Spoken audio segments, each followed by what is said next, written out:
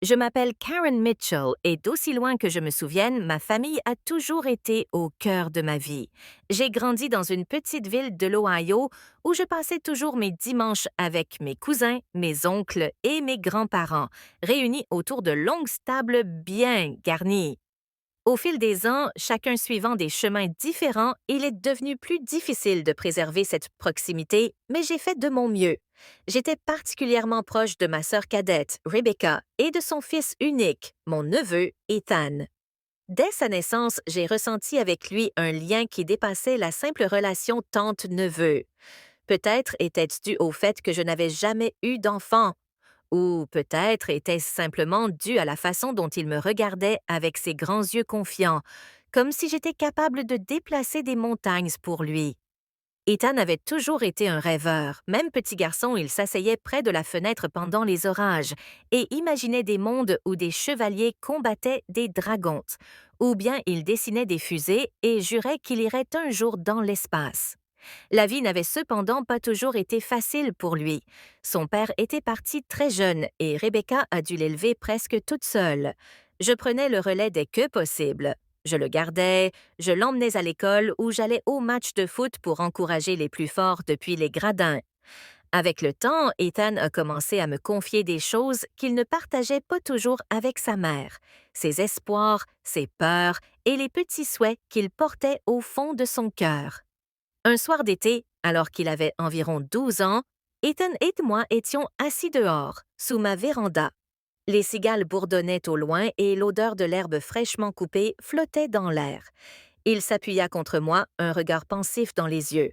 « Karen, dit-il doucement, si tu pouvais exaucer un seul vœu, un seul, le ferais-tu? » La question me prit au dépourvu. J'ai ri légèrement et repoussé ses cheveux en arrière. « Eh bien, ça dépend.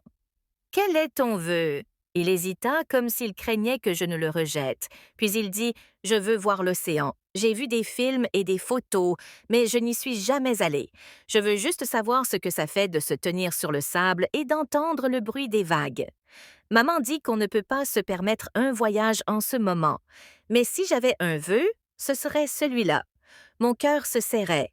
Pour moi, un voyage à l'océan était quelque chose de simple. Mais pour Ethan, c'était un rêve, un moment de magie auquel il s'accrochait.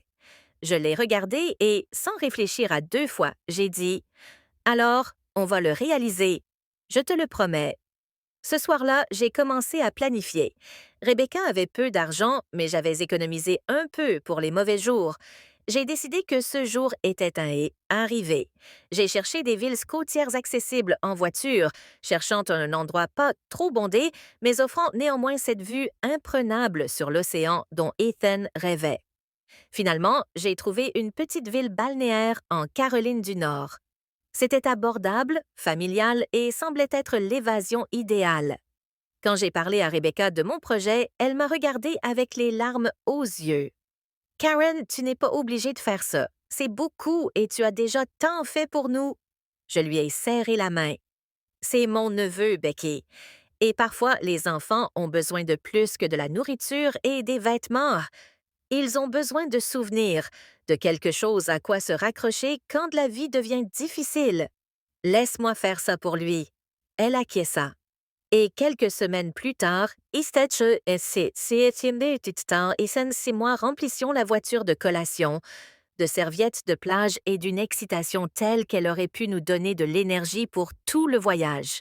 Je n'oublierai jamais son expression lorsque nous nous sommes engagés sur l'autoroute, vitres baissées, la radio diffusant ses chansons préférées à plein volume.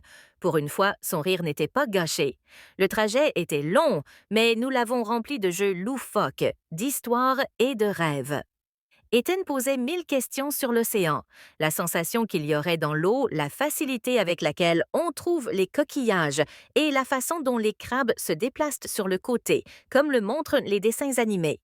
J'ai répondu à tout ce que je pouvais, mais au fond, j'étais tout aussi excitée de le voir découvrir tout cela pour la première fois. Lorsque nous sommes enfin arrivés, c'était la fin de l'après-midi. Le soleil était bas. peignant le ciel de nuances orange et rose.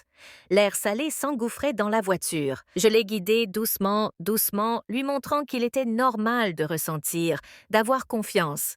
Et même si je me disais que c'était pour le rassurer, une partie de moi savait que je répondais à ma propre douleur, à un besoin de connexion, de chaleur, d'être désiré. L'instant semblait suspendu dans l'air chargé de vapeur, chargé de quelque chose qu'aucun de nous n'osait nommer.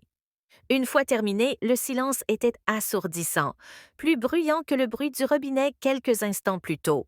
Les yeux de Ryan scrutèrent les miens, son expression emmêlée.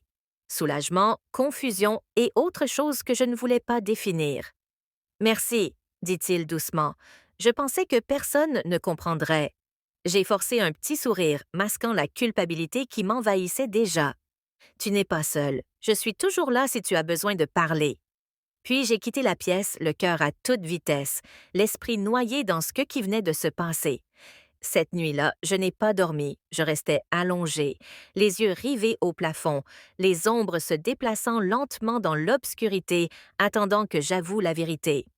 Je n'avais pas simplement franchi une limite, je l'avais complètement effacée. Les jours suivants, Ryan a évité mon regard. Lorsque nous nous sommes croisés dans le couloir, il a détourné le visage. La maison semblait plus étroite, plus lourde, comme si elle portait le secret en nous. Je me suis dit que c'était un simple écart, que je n'avais voulu que le réconforter. Mais le souvenir de sa chaleur, son regard et la façon dont mon corps avait réagi revenaient sans cesse. Puis, un soir, après le dîner, alors que David s'installait dans le salon pour regarder la télévision, Ryan s'attardait dans la cuisine. Il se tenait dans l'embrasure de la porte, l'expression indéchiffrable. « J'ai réfléchi, a-t-il dit à voix basse. « À quoi ?» demanda-t-il, même si je le savais déjà. « À propos de cette nuit-là, » répondit-il, « à propos de ce que tu m'as fait ressentir. » Il s'approcha juste assez pour que l'air se déplace entre nous. « Je crois que j'ai besoin de te parler. » Vraiment parler, mon pouls s'accéléra. « D'accord, murmurai-je, j'écoute. » « Je ne sais pas ce que ça signifie, admit-il, en soutenant mon regard. « Mais je crois que j'ai des sentiments pour toi. » L'air se figea autour de nous. Ma bouche s'ouvrit, mais aucune réponse ne vint. Aucune qui pouvait avoir du sens, aucune qui justifiait les choses. Tout ce que je savais à cet instant, c'était ceci. Ce que nous avions fait ne pourrait jamais être défait.